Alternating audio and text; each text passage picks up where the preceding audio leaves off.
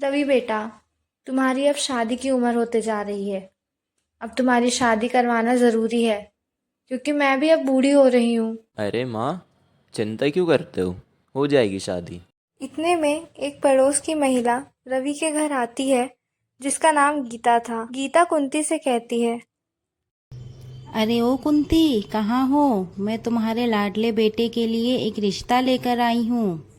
अरे, ये तो बहुत अच्छी बात है गीता। आओ ना, बैठो। इतना कहकर कुंती गीता को बैठाकर लड़की के बारे में सारी जानकारी लेती है।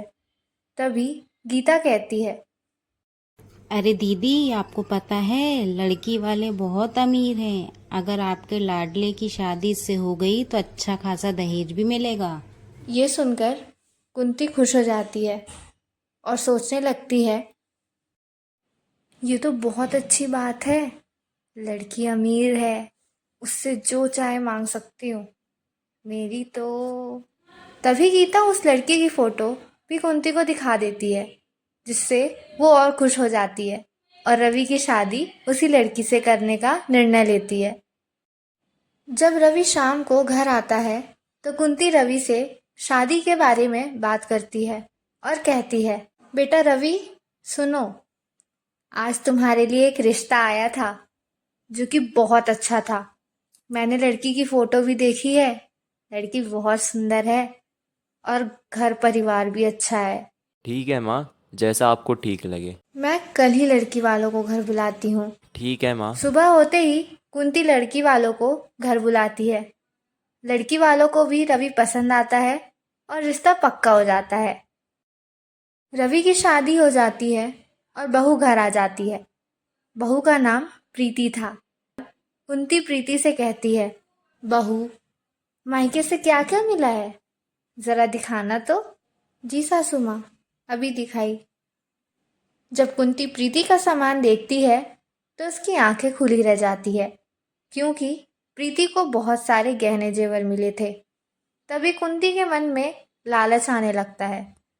अरे, ये कुछ जेवर मुझे मिल जाते तो कितना अच्छा होता। क्या हुआ माँ? क्या सोच रही हैं आप?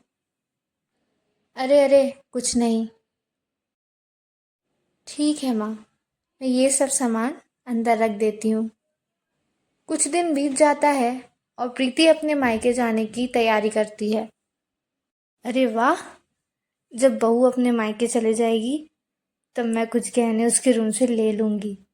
वैसे भी रवि तो सुबह से काम में चला जाता है, तो मेरे लिए और आसान हो जाएगा। दूसरे दिन जब प्रीति अपने मायके जाने के लिए रवि के साथ जा रही थी, उसी टाइम प्रीति को याद आया कि वो अपने कुछ जेवर रखना भूल गई है।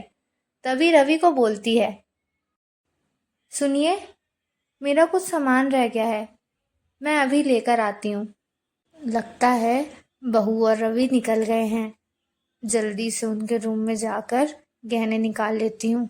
जैसे ही कुंती गहने निकालती है, उसी समय प्रीति अपने कमरे के बाहर से देख लेती है कि कुंती कुछ जेवर निकाल रही है, जिससे उसको बहुत अजीब लगता है और वो कुछ नहीं बोलती। कुंती कुछ गहने प्रीति के रूम से निकालकर अपने पास छिपाकर रख लेती है। बोलती है, अब इन जेवर को पहन तो नहीं पाऊंगी, लेकिन इनको बेचकर अच्छे पैसे मिलेंगे। अरे, माँ को अगर जेवर चाहिए थे तो मेरे से मांग लेती। ऐसे छिप के निकालना सही बात नहीं है। मुझे कुछ करना पड़ेगा।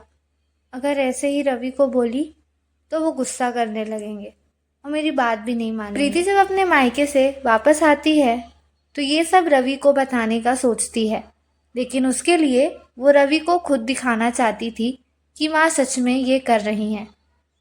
वो कुछ ऐसा करने का सोचने लगती है जिससे ये सब बिना किसी झगड़े के खत्म हो जाए।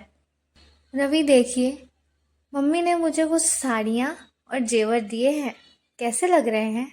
अरे ये तो बहुत अच्छे और सुंदर है प्रीति। जब प्रीति ये सब रवि को बता रही थी, तब कुंती उनके रूम के बाहर ही खड़ी थी और ये बात प्रीति को पता थी। उसने इसलिए उसी टाइम रवि को ये सब दिखाया ताकि कुंती सुन ले। अब ये सब सामान अलमारी में अच्छे से रख देती हूँ। प्रीति को ये बात पता थी कि उसके नहीं रहने में कुंती ये चीज़ दोबारा करेगी, इसलिए उसने रवि को शाम को बाहर ले चलने का बोला। सुनिए, आज कहीं चलते हैं घूमने, बहुत दिन से साथ में नहीं गए, मौसम भी अच्छा है। माँ, मैं प्रीति को थोड़ा बाहर घुमा कर लाता हूँ, बहुत दिनों से कहीं गए नहीं साथ में। हाँ ठीक है बेटा, जाओ घूमाओ।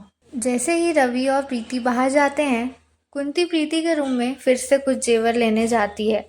उसी समय प्रीति रवि को बोलती है, सुनिए, अंदर रूम से मेरा रुमाल ले आइए ना, जल्दी जल्दी में भूल गई मैं। तब तक मैं किचन से पानी पी लेती हूँ। हाँ, अभी लाया। रवि जैसे ही अपने रूम में रुमाल लेने जाता है तो देखता है कुंती प्रीति के अलमारी से कुछ जेवर अपनी साड़ी में रख रही है। तभी वो शौक हो जाता है और बिना रुमाल लिए ही प्रीति को घुमाने ले जाता है। घर वापस आने के बाद ही रवि प्रीति से इस बारे में बात करता है। तभी प्रीति पहले का भी रवि को बता देती है और रवि को बहुत खराब लगता है।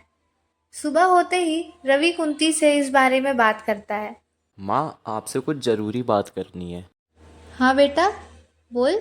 हाँ, कल रात मैंने आपको प्रीति की अलमारी से कुछ गहने लेते हुए देखा था, जो उसकी मम्मी ने दिए थे। आपने वो जेवर बिना उससे पूछे क्यों लिए रूम से? अरे बेटा, आप प्रीति से पहनने के लिए मांग लेते, वो मना थोड़ी करती। और अगर नहीं मांगना था तो मुझसे बोल देते, मैं ला कर दे देता आपको। लेकिन ये सब क्यों माँ? हाँ बेटा, मुझे ऐसा नहीं करना चाहिए था। बहू मेरे बारे में अब क्या सोचेगी कि उसकी सास चोर है। हे भगवान, ये क्या कर दिया मैंने।